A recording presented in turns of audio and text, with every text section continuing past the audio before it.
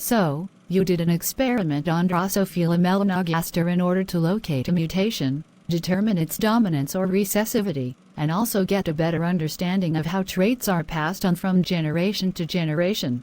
Matings between the mutant, Apteris, and wild-type D. melanogaster were conducted. You concluded that the wild-type trait was dominant and that the Apteris trait was recessive and located on an autosomal chromosome. Tell us a bit about this. Drosophila melanogaster, commonly known as the fruit fly, is a model organism used in many scientific experiments. Fruit flies of a short lifespan produce a large number of offspring or progeny and have only 4 chromosomes, which makes tracking traits much simpler than if more complex organisms were used. It is also easy to differentiate between genders. Females are generally larger in size, have more distinct horizontal lines and a pointier abdomen, while males are generally smaller in size, have a dark-tipped abdomen, and sex combs which are located on the front legs. The traits of fruit flies are also easy to observe. This includes the presence of wings and eye color. Traits are controlled by genes, which are units of heredity. There are different forms of a single gene, called alleles. Alleles can be dominant or recessive. If a gene is heterozygotic, meaning it consists of one dominant and one recessive allele, then the dominant allele overpowers the recessive, causing only the dominant allele to be expressed. The only way a recessive allele can be expressed is if the gene is homozygotic recessive, meaning it contains 2 similar recessive alleles. Genes can become mutated when DNA is damaged or changed and results in a different genetic makeup, or genotype, which ultimately alters the organism's physical appearance, or phenotype. There are many phases in the life cycle of Drosophila melanogaster: egg, larva, pupa, and adult. Traits can only be observed in the adult phase of the life cycle. In the experiment, matings between the mutated Apteris, or grounded, and wild-type Drosophila melanogaster were conducted. The first group of flies, or P generation, were mated in order to observe the offspring, or F1 generation.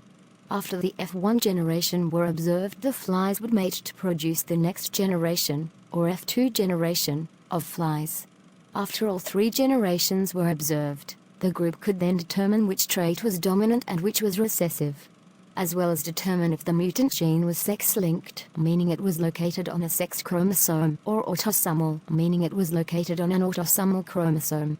It was hypothesized that the wild-type trait was dominant and that the Apteris mutation was recessive and located on an autosomal chromosome.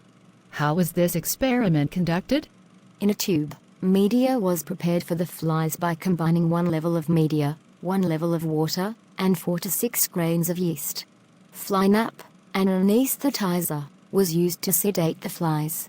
To do this, a brush was dipped in fly nap and placed into a tube which contained the flies for about 4 minutes.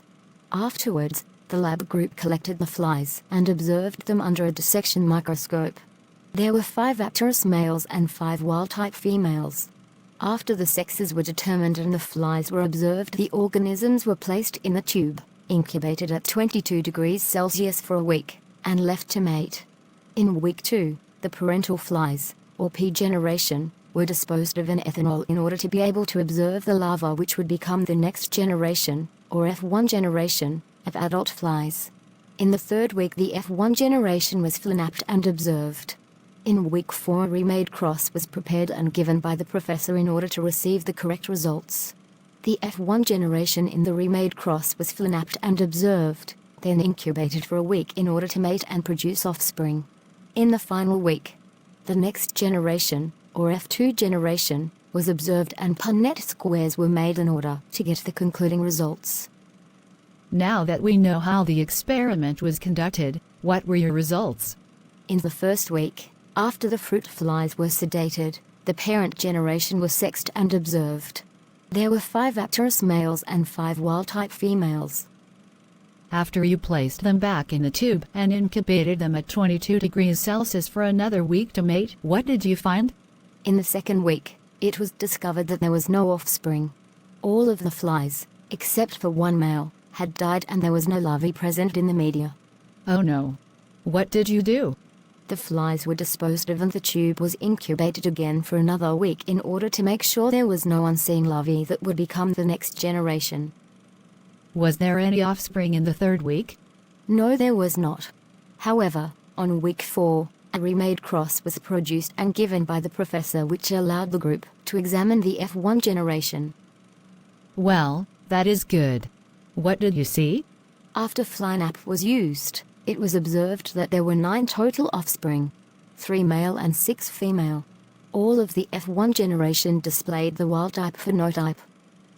After the F1 generation were incubated and left to mate for a week, what did you find?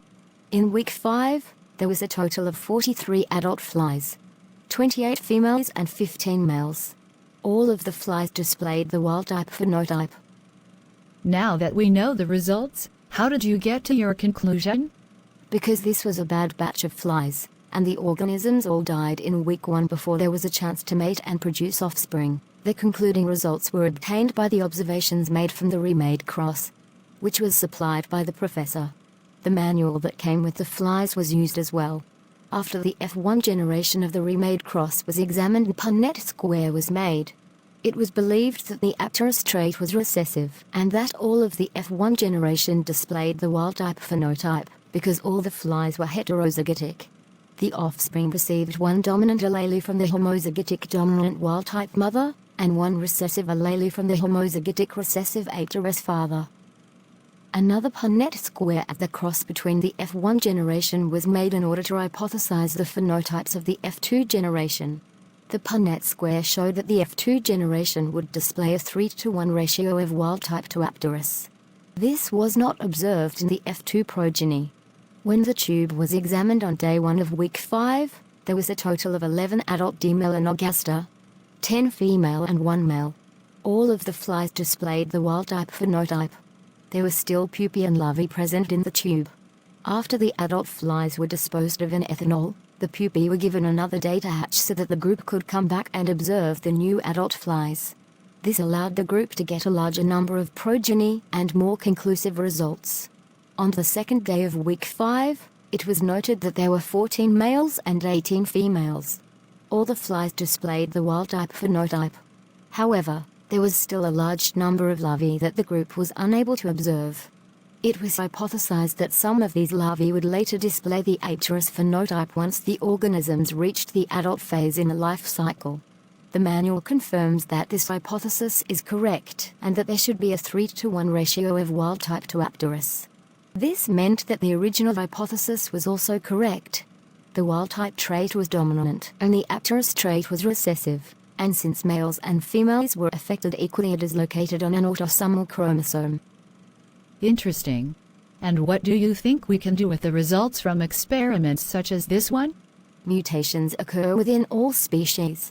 By being able to study, analyze, and locate mutations on the chromosomes of simpler organisms, the human genome could potentially, one day, be spared from life-threatening mutations. But, because the human genome consists of a larger number of chromosomes and is much more complex than that of D. melanogaster, more extensive research will need to be done on the Homo sapiens genome before trying to correct any mutations.